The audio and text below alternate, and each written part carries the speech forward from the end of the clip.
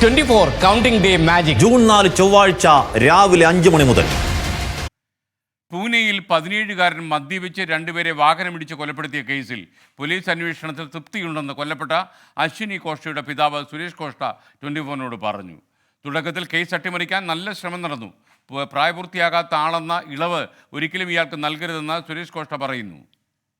अब मेरे ख्याल से तो केस सही रास्ते पर जा रहा है और मेरे ख्याल में अपने कमिश्नर साहब जिस केस पर पूरी तरह नियंत्रण किए हुए हैं और जो कार्यवाही कर रहे हैं वो एकदम अभी तक तो सही चल रही है. शुरू में जरूर कुछ घपलेबाजी हुई मगर आज की डेट में सब कुछ सही चल रहा है.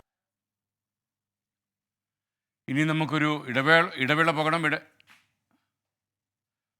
ഇനി നമുക്കൊരു ഈ ശ്രീനാഥ് ചന്ദ്രൻ ഈ വാർത്തയുടെ വിശദാംശങ്ങൾ നൽകാൻ മുംബൈയിൽ റെഡിയായിട്ടുണ്ട്. ശ്രീനാഥ് ചന്ദ്രനിലേക്ക് പോകുന്നു. ശ്രീനാഥ് ചന്ദ്രൻ, ഗുഡ് മോർണിംഗ് അഗെയിൻ, പറയൂ.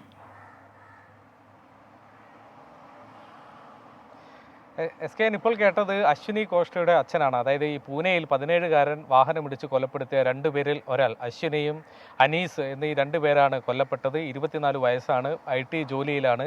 മധ്യപ്രദേശിലെ ഒരു ഉൾനാട്ടിൽ നിന്നുള്ള കുടുംബമാണ്.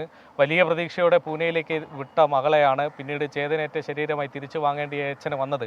ഒരേ ഒരു മകളാണ്. വലിയ ദുഃഖത്തിൽ കഴിയവെയാണ് അതിനിടയ്ക്ക് ഈ കേസ് അട്ടിമറിക്കാനുള്ള ശ്രമം നടക്കുന്നതായുള്ള വിവരങ്ങളൊക്കെ അച്ഛൻ അറിയുന്നത്. പിന്നീട് ആ അച്ഛൻ നടത്തിയ നിയമപോരാട്ടമാണ് ഇപ്പോൾ പ്രതികളെ ഒന്നൊന്നായി പിടികൂടുന്ന സാഹചര്യത്തിലേക്ക് കാര്യങ്ങൾ എത്തിച്ചത്. ഈ പ്രതിയെ പോലീസ് പിടികൂടി. അദ്ദേഹത്തിന് നൽകിയ ജാമ്യം പിന്നീട് ജുവനൈൽ ജസ്റ്റിസ് ബോർഡിന് പിൻവലിക്കേണ്ടി വന്നു. അദ്ദേഹത്തെ സുരക്ഷിത കേന്ദ്രത്തിലേക്ക് പോലീസിൻ്റെ കസ്റ്റഡിയിലേക്ക് മാറ്റേണ്ടി വന്നു. പ്രതിയുടെ അച്ഛനെ അറസ്റ്റ് ചെയ്തു, മുത്തച്ഛനെ അറസ്റ്റ് ചെയ്തു. കേസിലെ തെളിവ് നശിപ്പിക്കാൻ ശ്രമിച്ചതിന് ഇപ്പോൾ അമ്മയും ഏറ്റവും ഒടുവിൽ അറസ്റ്റിലായി.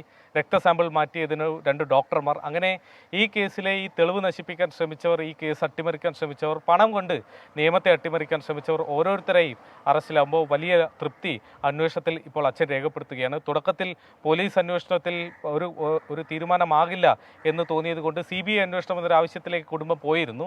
പക്ഷേ ഇപ്പോൾ പോലീസ് അന്വേഷണം ശരിയായ രീതിയിലാണെന്ന് അദ്ദേഹം പറയുന്നു. അതോടൊപ്പം തന്നെ ഈ പ്രതിക്ക് 17 വയസ്സേ ഉള്ളൂ, 18 തികയാൻ 4 മാസം ശേഷിക്കുന്നുണ്ട്. ആ ഒരു ഇളവ് ഇത്രയും വലിയൊരു കുറ്റകൃത്യം നടത്തിയ സ്ഥിതിക്ക് അദ്ദേഹത്തിന് കൊടുക്കരുത് എന്നുള്ള ഒരു ആവശ്യമാണ് അച്ഛൻ മുന്നോട്ട് വെക്കുന്നത്. ഏതായാലും ജുവനൈൽ ജസ്റ്റിസ് ബോർഡിന് മുന്നിൽ പോലീസ് ഈ ആവശ്യം വെച്ചിട്ടുണ്ട്. അതിലൊരു തീരുമാനം ഇതുവരെ ആയിട്ടില്ല. താങ്ക് യു ശ്രീനാഥ് ചന്ദ്രൻ. വിധി ദിനത്തിൽ 24 മാജിക് ജൂൺ 4 ചൊവ്വാഴ്ച രാവിലെ 5 മണി മുതൽ 24-ൽ.